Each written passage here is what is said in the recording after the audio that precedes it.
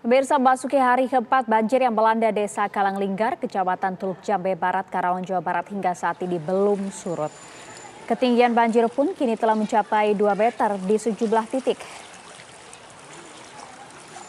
Banjir di Dusun Pangasinan dan Dusun Kampek, Desa Karanglinggar, Kecamatan Teluk Jambe Barat, Karawang, Jawa Barat ini masih menggenang ratusan rumah warga. Bahkan ketinggian air pun masih mencapai 30 cm hingga 2 meter di sejumlah lokasi.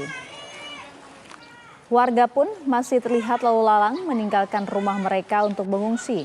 Selain membawa perabotan rumah tangga, ada pula yang membawa hewan ternak mereka untuk mengungsi. Banyak yang ngungsi, Bang.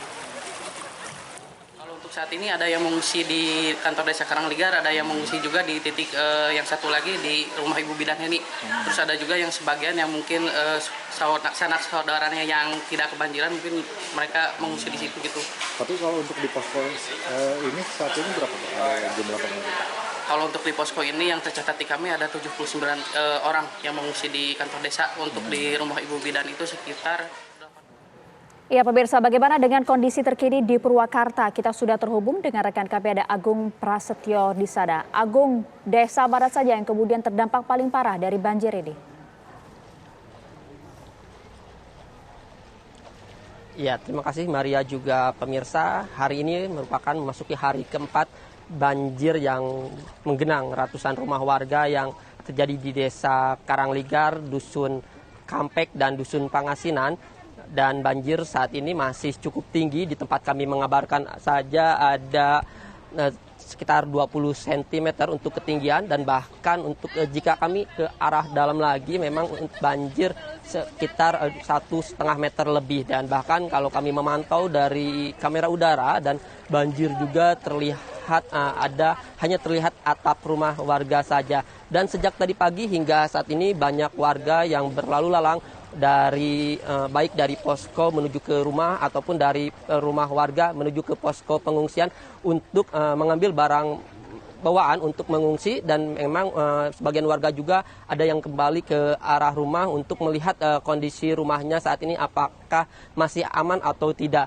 Dan dapat kami informasikan juga untuk pemirsa, memang selain intensitas yang cukup tinggi, banjir ini disebabkan karena adanya luapan Sungai Citarum dan Sungai Cibeet.